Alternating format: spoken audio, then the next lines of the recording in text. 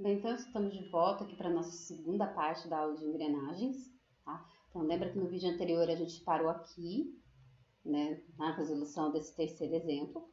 E agora a gente vai ver como dimensionar a engrenagem, tá? Por norma, usando normas. E aí a gente vai trabalhar com várias tabelas e também vai utilizar como parâmetro de projetos os esforços envolvidos.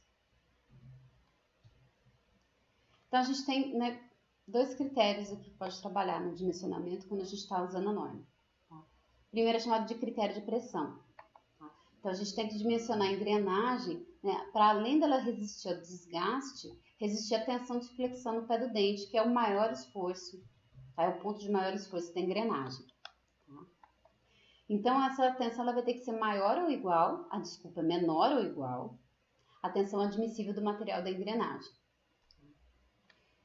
Então, ó, todas essas fórmulas que eu vou mostrar aqui para vocês, as tabelas, são retiradas de norma, tá? Se não me engano, no armadinho. Então, a norma diz pra gente que a pressão admissível, né, de flexão no pé do dente, tá? Pressão, ela vai ser aqui, ó, 0,487 vezes a dureza do material da engrenagem, tá? Dividido pelo fator de durabilidade elevado a 1/6. Isso aqui, fator de durabilidade, a gente tira de tabela. E, né, aliás, a gente tira outras informações de tabela, desculpa, tá?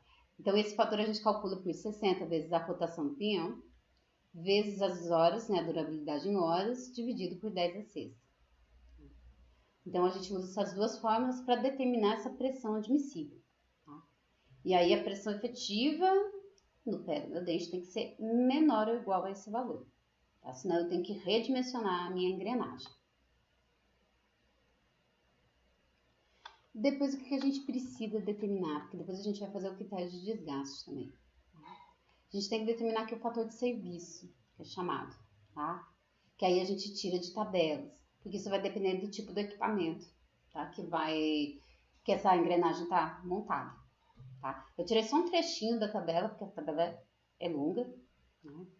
Então, o que ela traz pra gente aqui? Qual é a aplicação do meu sistema mecânico, tá? E, né, se essa máquina vai trabalhar 10 horas por dia ou 24 horas por dia.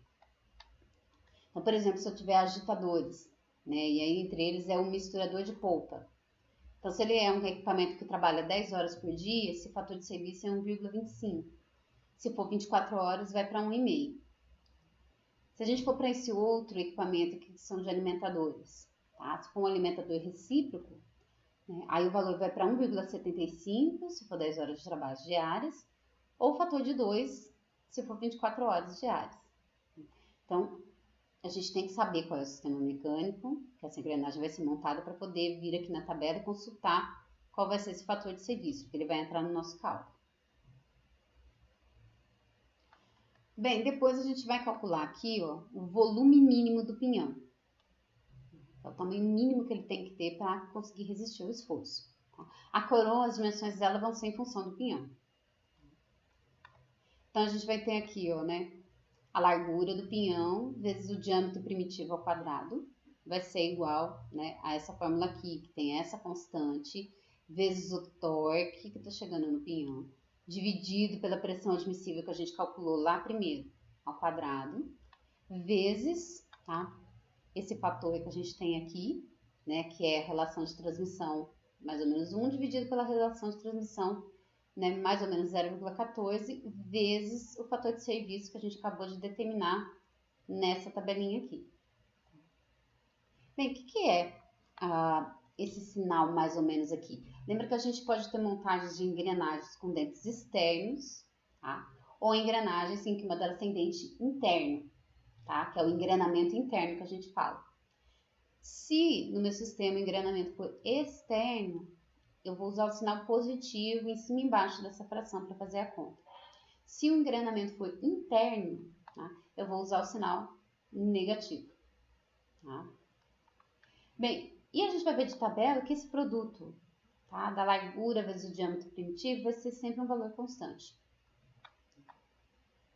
Ó, repara que a gente está chegando perto aqui, porque a gente já está começando a aparecer as dimensões da engrenagem, né? Que a gente já tem largura e tem diâmetro primitivo aqui. Bem, depois a gente precisa determinar o módulo. Lembra que aqui a gente está determinando a engrenagem do zero. Eu não conheço o módulo. Tá? Então, o módulo a gente também tem na norma, né, uma tabelinha para a gente calcular. Eu vou pegar aqui o diâmetro primitivo, tá, da minha engrenagem dividido pelo número de dentes. Aqui é a definição que a gente viu na primeira parte do vídeo. Tá? Bem, eu faço esse cálculo, só que o módulo tem que seguir, né, o valor padronizado pela norma. Nesse exemplo que a gente está vendo aqui, a gente está usando a norma DIN 780. Tá? Então, ela tem uma tabelinha aqui, né, para os valores de módulo, dependendo da faixa que vai cair esse que eu calculei. Tá? Se eu calcular e ele tiver aqui entre 0,3 a 1, meu incremento é de 1/10. O que quer dizer? Eu vou ter módulo de 0,3, 0,4, 0,5, 0,6, 0,9, 1. Tá? Vai de décimo em décimo. E aí eu vou escolher o mais próximo do que eu calculei logo acima. Lembra que a gente sempre escolhe logo acima. Se for nessa faixa entre 1 e 4, o incremento é 0,25, é 0,25. Então, eu começo em 1, depois vai 1,25, 1,5, 1,75, 2. E assim eu caminho até chegar em 4. Se eu cair nessa faixa entre 4 e 7, o incremento é meio. Então, é 4, 4,5, 5, 5,5, 6, 6,5, 7. E assim, ó, por diante, tá? Quanto maior o módulo, maior o incremento. Eu tenho que ajustar o calculado para essa tabela. Bem, para calcular a largura do pinhão, né, a gente sabe que a largura é aquela constante de tabela dividido pelo diâmetro primitivo. E uma vez que a gente determina o módulo, a gente calculou aqui, depois veio aqui e pegou o valor normalizado. Vai ser diferente do que a gente calculou aqui. Então, como mudou, a gente tem que achar um novo diâmetro primitivo. Não posso deixar o antigo porque muda aqui, muda aqui. Achei um novo valor, eu vou achar uma nova largura.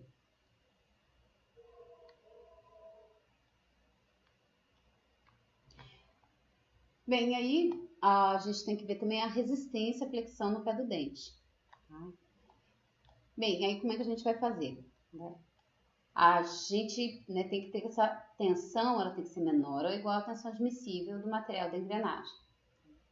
Então, a gente vai ter que a tensão máxima no pé do dente, ela vai ser a força tangencial da transmissão, tá? Vezes o chamado fator de forma, vezes o fator de serviço, que é a primeira tabela que a gente usou, dividido pela largura do dente, largura do pinhão, aliás, que a gente acabou de determinar, vezes o módulo. Tá? E esse resultado tem que ser menor ou igual à tensão admissível do material.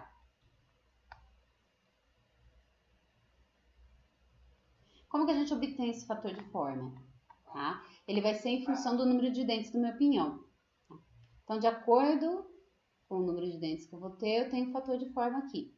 Tá? Se eu tiver um número intermediário aqui do número de dentes, eu tenho que achar um valor intermediário. A gente tem que fazer uma regrinha de 3 para achar esse valor intermediário. Se não me engano, no exemplo tá assim, eu mostro para vocês como é que faz. E também depende se é engrenamento externo ou engrenamento interno. Aqui só para mostrar novamente, que quando a gente está usando esse outro critério de resistência e flexão no pé do dente, a gente tem, consultando aqui o fator de serviço, é aquela mesma tabela que eu mostrei no começo. Aqui eu coloquei um outro trecho da tabela, tá? Então, se tiver no meu sistema for bomba, se for uma bomba centrífuga, de novo, se trabalhar 10 horas, o fator é 1. Se for 24 horas, é 1,25. Tá? Então, dependendo do maquinário, é o fator de serviço com relação às horas diárias de trabalho. Aqui, também continuei aqui no outro trecho da tabela, só para a gente ver, tá? Essa tabela é bem extensa. Depois, como que eu vou determinar a tensão admissível do meu material? Então, a gente pode ter aqui a engrenagem feita desses diferentes materiais. A gente viu que pode ser ferro fundido, aço fundido, tá? Aqui eu tenho outras ligas de aço, tá? Ou material sintético, resina. Tá? Então, se a gente pegar, por exemplo, o ferro fundido cinzento, a minha tensão admissível aqui é de 40 megapascal. Se eu vou trabalhar aqui com aço 1040, 1050, já vai para 120 megapascal, tá? Então, dependendo do esforço também, é o material que a gente trabalha. Bem, aqui é só uma observação, né, que eu já tinha comentado, que a gente faz o dimensionamento usando o pinhão, tá? Porque ele tem que resistir ao esforço aplicado e a coroa ela vai suportar a carga com folga porque ela é uma engrenagem maior, tá? A gente sempre pega o ponto mais crítico do meu sistema para começar o dimensionamento. Bem, e aí por último a gente tem, né, esse exemplo para a gente fazer o dimensionamento da engrenagem segundo os critérios de norma. Então a gente tem esse nosso sistema aqui de transmissão. Eu quero dimensionar o par de engrenagens cilíndricas de dentes retos, que essa norma, essas tabelas que eu mostrei, é para a engrenagem de dentes retos, tá? Cilíndrica de dentes retos. E aí a gente quer, né, que atue com segurança. A gente vai fazer essa transmissão com um motor de 15 cavalos de potência, né, que é em torno de 11 kW. Vai ter uma rotação de 1140. O material que essa engrenagem vai ser feita, né, é o aço SAI 4340, dureza Brinell de 6.000, tá? E a duração prevista, né, na vida útil, vamos dizer assim, de 10.000 horas. Essas engrenagens vão atuar em eixos de transmissão com carga uniforme, tá? E o tempo de serviço máximo de 10 horas diárias. Tá? E aí a gente vai considerar que essa relação entre largura e diâmetro primitivo do pinhão é 0,25. O número de dentes do pinhão que eu quero trabalhar é 29. A tensão admissível do meu material, 170 megapascal. O ângulo de pressão ou ângulo de ação de 20 graus. E o número de dentes da coroa de 110. Então, com essas informações, a gente vai dimensionar as duas engrenagens. A gente determina o pinhão e depois, né, por meio de relação de transmissão, a gente consegue determinar as outras dimensões da coroa. Então, num outro vídeo, eu faço esse exemplo aqui resolvido, passo a passo, explicando direitinho como que a gente faz e como que a gente consulta as tabelas. Bem, então nessa segunda parte é isso, a gente fica por aqui, se eu conferir. Tá? A gente encerra esse conteúdo aqui de engrenagens. Né? E aí, qualquer dúvida, né, podem pôr aí nos comentários do vídeo ou lá no site da nossa disciplina. Então, né, até a nossa próxima aula e até os exemplos resolvidos.